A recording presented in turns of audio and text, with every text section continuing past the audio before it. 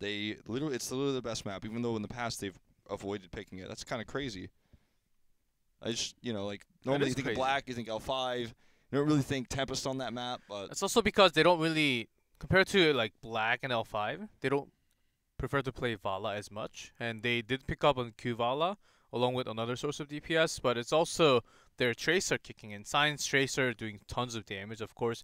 Sometimes they lose the race, but still win the team fight. Then basically you win the game. I think that's one of the strat they really built on. Science Tracer and having double support really kicked in. So Tempest, I think that's another source of weapon that they can still bring out in game number 3 if we go to Battlefield. But if something else, something other can happen, of course. All right. Oh! Towers of Doom. It is Towers of Doom. Surprising pick. Aha! They want to show RRR what they want to do with Falstad. This is how you play Falstad. Well, they did that with ETC in game number 2. They were like, let me show you. Game number 3, maybe they show the Falstad play. I don't think so, to be honest, though. I don't think they will. I think they're probably going to draft similar to game number 1. I think they're going to try to draft around the Cassia on this map. Let's see, though. Let's jump into it because there's a lot of different possibilities here. Soul Lane, very important on this map compared to the previous one, which Lyric was just literally eating experience. Like, he was just draining, getting further and further ahead. Before Lyric kicked in, there was lots of Dehaka getting banned because of the top lane, and especially when you're soaking more EXP, joining in for the fight, for the auto phase, when it's at the bottom or middle. But nowadays, you don't see too much Dehaka, actually, because you need more power and snowballing from the start with the solo lane power, having lots of trouble against Sonya, against Leoric, against Illidan sometimes even. So Dehaka died down because of those reasons a little more. Look at all the heroes trying to get into the kill zone. No, don't go! No! Don't go in the kill zone! AI. I know Jungwon does it and gets out every time, but you will not. AIs in 2017. Still not too perfect. Oh, well, I already wrote down ETC, I guess it's going to be Ariel. No pencil. A little? My pencil malfunction? Yeah, I don't have a pencil anymore. Bring your lead. Maybe it's about time. Banning Avatar against the RRR seems to be the right choice because they do play lots of Avatar on this map and also in Cursed Hollows. Opening up lots of choices with their Grey main, ETC also. ETC, they take him instead of ban him. Did not work well for them in the early game in game 1. It's going to be an even tougher map to find success with ETC on Towers of Doom. Mosh pits were good, but Tempest will probably play around that a little bit better this time. This is also a map we could see Li Ming, so that's one way to just instantly shut it down. If Li Ming ever gets caught in a Mosh, you just were making a huge mistake. It was all your fault. Like, if you ever get caught in a Mosh as Li Ming and you ever think for 1 second, oh, I wish, could someone interrupt this? You messed up. Everything is all your fault, actually. Yes. And you should feel terrible. You should probably never play Li Ming again. Okay, Uther Greymane. Going back to the standard. Someone's very salty today. Well, Uther Greymane, of course. Li Ming against an ETC, always wave. Please, no disintegrate. That is the answer against ETC. May actually see one tonight. Here. Unless Tempest wants to try something funky in game number 3 when we have Towers of Doom. I think they had to focus a little bit more on the globals though. And RRR WTC solo tank did not do too good on game number 1. So maybe they will bring 2 double tank this time. A lot of support still open. Rhaegar, Karazim. I think taking away Karazim from Onkono is also a decent choice. They're very indecisive with this one. They had the ETC Greymane in game 1. They're not going to have it this time. Maybe just Task Vala. Mouthdale. Arazi. So they're going to take the strong solo laner away early. Maybe we get to see that Sonya game Maybe we get to see the lockdown Sonya that Rally Jaffa wanted to see yesterday. I don't think so, but maybe. Still a chance. I'm looking more forward to Lockdown's fall stat. Haven't seen that in a while. What do you ban here? They do have a tank, support, and the solo lane already. It's Lunara or Vala. You just have to ban a DPS you think they're going to use. I mean, it's a little bit odd here because they don't really have a solid DPS. Maybe you could just ban the Falstad? Nope. Tassadar, which is kind of... with the power-up, because they do oftentimes run Tassadar. Because Tassadar is one of their top picked heroes. Also, when you ban the Tassadar, you're basically saying... Material ban's really smart. But when you ban the Tassadar, you're basically saying, like, hey, no matter what you were going to pick, it's not going to be as good as it was before. Let's see if Tempest also goes for a Lucio this time. Tyrael has been banned, so there's no sync available to counter Marthael when he dives in. Rhaegar is still available too.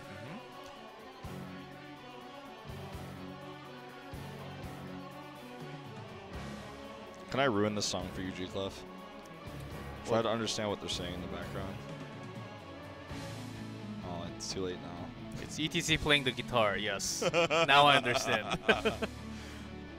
Well, Rhaegar with an Uther, it's of course strong with burst heals, lots of chain healing too.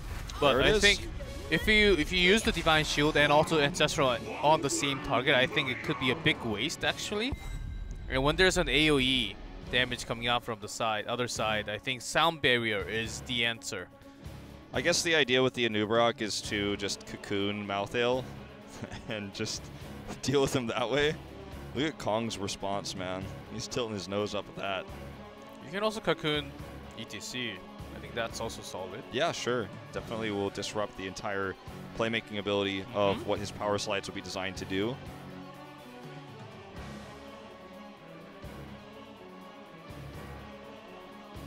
Now you made me listen to the song. I know, same. I'm trying to understand. Like, what are they saying? Like, oh, It's like what? This is like the sound that Wiz hears when he's doing drafts. Like, he just like thinks for a second. All this going, this one's like, and then he picks all the right heroes. All right, what's it gonna be DPS wise? Vala, Volstad, Cassia. Okay, Cassia with the Tyrande. Tyrande ETC makes a comeback. They're going to need to be way, way more proactive than they were in Game 1 with the ETC to make this comp work.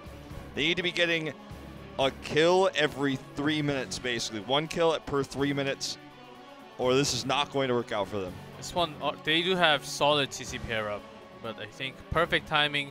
Hyde would have to have either one. I think a lot more chance of Hyde being on Uther. The Divine Shield can basically ruin everything. And if it was Black, I think they would have picked up Medivh at the last pick. But Tempest, I'm not sure. We do not see Medivh too much. Is that Force of Will can ruin all the CC. We saw that happening, I believe, on Friday 2 days ago. I think this could be a Dahaka pick. Dahaka could be good here. Yeah, for the Sonya double tank and the rotation. You need the solo lane. Okay. Sonya is much more affected by Cassia than the Dahaka is.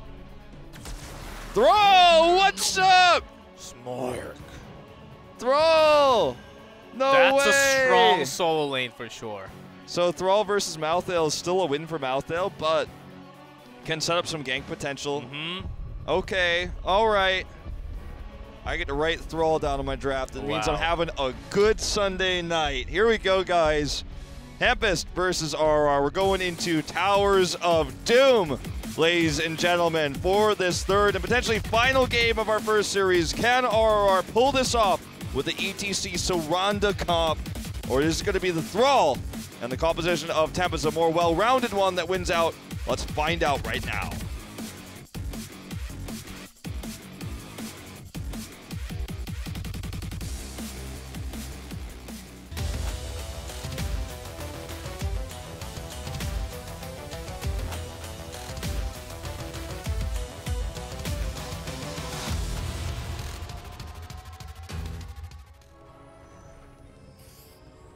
In blue, RRR, Oduk on Karazim, MSG on Malthel, EGZ on Tyrande, Kong on Cassia, Tekaluk on ETC.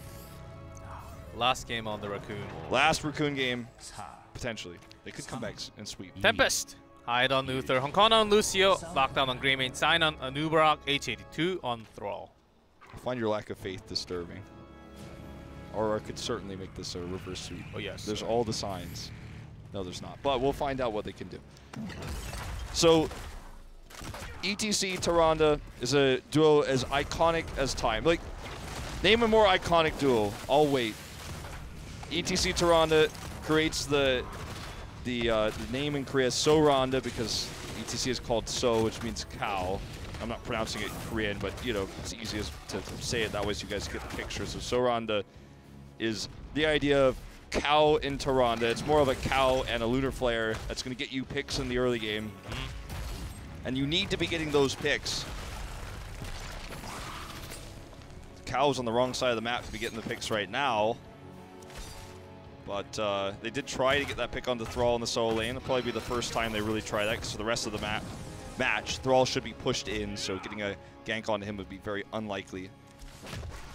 Nothing too weird for level 1 talent. I want to see the top lane matchup a little more actually. Of course, they're pushing the bottom. Thrall does have some sustain with his trade, so against the Marthail, he's pretty decent actually. Once he gets the root, he does tons of damage with the melee. Does Mr. Slide lock down swiftly his teammates. First phase of altars. Oh yes, And I wanted to see this one. This is Ooh, so this is what we were talking about. You win the lane as Malthael, and then you get ganked because you're on the wrong side of the lane.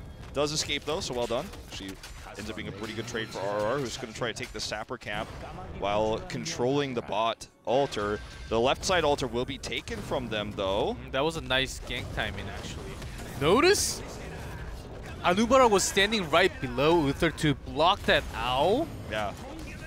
Nicely done. It's not a you know, it's not a really complicated idea to block that, but it's just something, one small thing you can do. Honkono was just being very careful with how he interrupts. Tekaluk almost like he forgot that he was interrupted. And so this entire comp is literally designed to get kills in the early game. They have gotten none. They will lose all 3 altar phases, it appears. Okay, this was a bit of a flop on that burrow charge. They need to sync up some power slides and lunar flares. Okay, Sentinel interrupt. Not gonna have it this time. Tekaluk's booped away. Lunar flare dodged, but does cause the interrupt. And that's a long cooldown for sure. Okay. Power slides in. No lunar flare to pair with it though, so it doesn't matter. Lockdown is very low. Healing is their speed boost for now. Avoided that blind too. His control has been really good. H82 is diving in. There There's you a go. CC and he will get killed in that small choke point. This one actually might be a one altar phase now for RRR. Without Thrall here, it's not going to be able to interrupt anymore. Thrall is also very good on this map because of his ability to interrupt very consistently. Even if he can't, he's not in Q range to hit the person who's in fact channeling. It will bounce to them, and so as a result, will interrupt the channel. So 1 kill per 3 minutes. They've at least accomplished that, but I think they need to do more with this composition. The fact that we've only seen 1 lunar flare after power slide this entire time, despite possibly upwards of maybe 15 power slides we've seen this game, is a little bit worrisome. But if you can make those kills happen just like that, I think that it's worth it. Of course, they have the late macro already, so they have to be following, and when you're following, you can't do too much gank then. If you can get the Barak, really hard to get the kills with the gank, of course, with the burrow charge. If you can get kills onto someone like Hyde, standing on this support duel here. Hyde! Oduk! It's a little unfair because Hyde has a hammer and Oduk does not have an weapon. Yeah, but he's got. He's a monk. Karzim is much more fit than Uther. Uther's like he's getting a bit old in the tooth here. That's right. His stomach's coming out. All right. Okay. EZZ though is the next target here. Lockdown is being focused, but Great blind. Actually canceled the damage from Greymane coming out. Nice power slide also. Okay, this is starting to look good for RRR. They're certainly turning this one around. Having Cassie on the other side, once they hit the big blind, and that was the exact moment when Greymane actually turned into wolf form to dive in. EGG channeling, no interrupts nearby. The bottom altar as well is very risky right now for Tempest. They don't know about Tekaluk. Oh, Honkono goes down. He didn't know. That was so well hidden by Tekaluk actually. Now they get the Lunar Flare to kill high. It wasn't required earlier. And they're diving in. No way they can win the Tempest is not respecting RRR in these moments. They might find themselves perfect gamed here soon, although the core is already taking damage, so it's not possible anymore, but they might not get a single kill if this continues, if they are trying to win 3v5 fights after engaging without vision of an ETC. And before it was not a big get, now entire level lead can be a huge one. If RRR keeps on getting those successful ganks and get kills, then Tempest has to really fall back and try to catch up in the macro. And they did not pick the Haka, they did not pick Falstead, they picked Thrall. And is Thrall working? I don't think so far. It certainly has not been the greatest pick for them. Maybe later once he has Sundering to cancel the Mosh, to cancel some combos coming in, it can be a big tool. But the thing is, I just feel like they're getting picked early. They're not respecting Tekaluk's hyper-aggressive ETC. This game is finally showing more aggression. Like, why is Lockdown even anywhere near this right now? Sure, they do get him away with the cleanse here at level 7 from Uther, but... There's a Mosh onto Uther alone. Focus Fire is there. Hyde will escape, actually. But so there's like a clear lack of respect. Like, why would you ever be this close to this composition that has ETC Tyrande when you don't have 10, when you know that he has Mosh Pit, when you know that he's ETC? You should just not be there. It feels like they're like, oh yeah, it's just like Tomb of Spider Queen. We just like do whatever we want and we win. They almost feel like the series is over is how they're playing, which is not the case. Thrall is split pushing really hard in the top lane right now because Malthael went mid, but it will finally get 10. But things like this should not be happening. I can't even explain. He must have been stressed, as we described yesterday. Lockdown must have been under a lot of stress. That's why he was in position right there. He was under a lot of stress. Mosh Pit not available now, but they do have the pair up CC. Okay, they're trying to bait him into Tekaluk again. This time, more respect shown for Tempest. Ooh, MSG is called on the other side. Hong Kong comes for the help. The Beatles are there. Okay. Suddenly, like, the announcer voice gets subtitles in the middle of the screen. Get out of there. So, Tekaluk here, again, trying to bait. I think this is not going to work for him as well anymore. Like, it worked twice, but third time, it's like, fool me once, shame on me, fool me twice. Or, fool me once, shame on you, fool me twice, shame on me. Whatever what the saying is, like, it's not going to happen a third time, G-Club, I don't know. Like, he's like, he's just going to get booped in the bushes every time. That's not going to occur anymore. Like, he's not going to get any free kills that way. I think that's how the saying goes. Nuh-uh. I'm really bad with these idioms, you know. Oh well. Oh well. It's as the caster saying goes, like, if Wolf fails it once, like, shame on him. If Wolf fails it twice, like, please, Wolf, fail fish. And if he fails the third time, there's a Reddit thread. Yes. Yeah. All right. Oh, gank onto MSG. And oh, this one the will be anti-synergy with the sundering. I think enough to get the kill for sure, but that was some anti-synergy. That was some anti-synergy. Ooh, even used Cocoon. ETC is coming up, but I don't think in time. Yeah, he's gonna die for sure. But meanwhile, they'll just trade the bell tower. It seems like they're focusing on the bottom lane. All right, so they're gonna trade the bell tower. Well, I don't think they can actually trade it. They're just gonna lose one. They don't have enough to do this. They're gonna take the boss instead. Tekaluk is actually crazy. He's trying to do a Noble S invade. Okay, Sentinel comes out, but she's like, did they get it for sure? It's like, yeah, actually they did. Yeah, they did, for sure. barely does any damage. Tekkaluk walks away. She's like, we need vision. Are they taking it? So, Tempest is trying to fight their way back into this game with those 2 picks. They will need to retake the bell tower. It's going to take a while before that actually happens. Alter phase here. Going to be possibly just traded with the positions we have for both teams. Oh, that was a weird burrow charge there, but they do get this follow-up stun. Rrr does have the talent advantage. Oh, that was a good sundering, Nice a 3-man there. Big blinds come in, they do no damage. Nice Divine Shield, and the Sound Barrier comes at the right time. Kong is onto the Focus Fire. Oh, ignored Palm.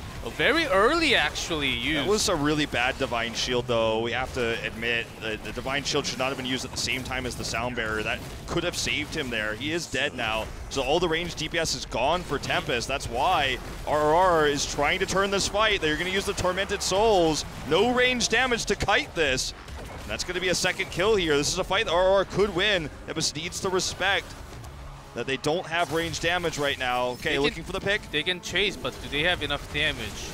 Tekkaluk is coming back. MSG will be punishing if they do not have damage if it takes a long time. Okay, Tekkaluk's coming back, and they do walk away. I mean, they pushed that as far as they ever could have. They pushed boundaries on that one. Whew. Okay, got to make sure that Divine Shield and the Sound Barrier are not used at the same time.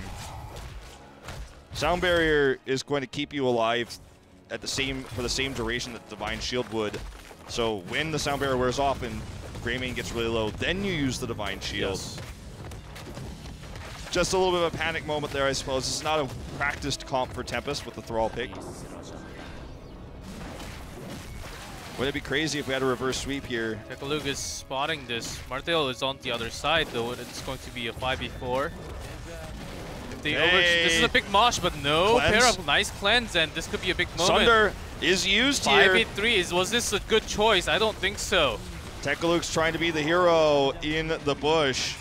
And sadly, he'll find himself the hero in the Hall of Storms, waiting the 30 seconds of death timer. So will Karazim here.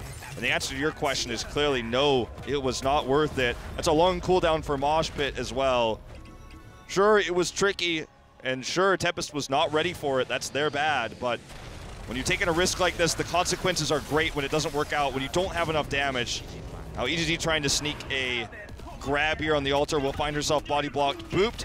She might get out here, but ends up losing a lot of health. And now Tempest will finally take the core health lead. Go ahead and send 8 across. And the EXP lead also goes to Tempest. That was an aggressive move. I don't know what exactly Tekkaluk was thinking when he was invading in. Maybe he was looking for the highlight clip of the week. Yeah. Like 3-man mosh. No, we had a 5-man mosh yesterday. That was even better. He might find himself in the Korean highlight clip getting called out. And it might be Tempest how they dealt with it that goes in the highlight clip. We will see. So they're not going to be singing his praises after that one. Sure, it was tricky. Tempest didn't have vision. He took a risk. It did get them the mosh, but they didn't have enough damage. The cleanse came in. So it was a 1-man mosh and then a essentially 3v5 fight. What a noisy mount.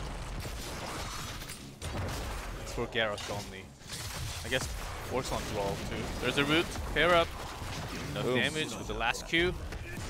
Ooh, now things are really going in. Ignored Palm. He will still get out with it. But the thing about the Thrall top lane matchup is actually hard to not get ganked there because you're kind of always winning that matchup as Malthael, so you end up on the wrong side of the lane and then a new Brock comes in and ganks you. It's really hard to judge that. And then you're like, when you want to stop losing the lane, if you want to freeze the lane, it gets awkward because then you get harassed a lot and you're like, why did I pick Malthael anyways? If I have to worry about this. It's a really tough line to walk that players like Jung-On Rich are so good at doing. They also banned Tyrael for a reason and really not fighting all in together. I think they still have a good chance, of course. The game's not over. Only a level lead for Tempest. And in Towers of Doom, of course, anything can happen, even if you have 1 health, core health. Okay, so next phase is going to be really important. This one is going to put them in range of a boss. If they get this and the boss, they'll be in range of basically death. They'll be at lethal. Oh man, Rrr is really in trouble. not even in position to threaten anything. Tekaluk is not going to be able to force that fight this time. He's trying to swing around, but he's spotted. He's been spotted a long time ago. So they need to be careful at this choke point with Sundering available as well. Hyde can rip this team fight into. Ooh, nice power slide and focus firing onto Lockdown. Okay, the mosh pit was not in the highlight clip. MSG surviving through all this damage because they ignore the palm as well. He doesn't, that's how you use the sound barrier, though. That was really well done in that incredible moment. Now RR will fade away. Divine Shield still available here. This teamwork was outrageous coming out from Tempest. That was like 5 men moving as a 1 person. That was insane teamwork. Of course, like not the best Moshi on the other side, not the best teamwork on the other side, but how Tempest moved against all those weapons. I mean, Headless Horseman was trying to do the kill steal onto Tekaluk, but that's going to be the ace. 14 kills to 8. Going to be full battle towers, and that will be game. Sure, we're going to watch the rest of the core die, but not yet. It'll take a while, of course. But I mean, this, make no mistake, there is no returning from this. Especially when you do not have a global on the other side. Like, we're just literally going to watch them die over the next. And Sign is already on top. Yeah, they're just going to die over the next few seconds. To block. Also, one more sent across. And the boss will be GG. Can they get the bell tower? Will they stop the boss? Can they stop everything? They're probably just going to die before they kill the top bell tower. Ooh, this time Punk next. Okay, that's going to be the boss channel. Easy steps in, but GG. Cassie's like, but I killed the bell tower before the final shot came through. Doesn't matter.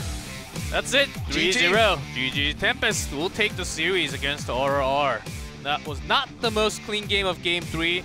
We saw some weaknesses coming out from Thrall especially. Lockdown making some mistakes, but overall after 10, they got their teamwork together and they just had it. The momentum was there. Rotational-wise, they were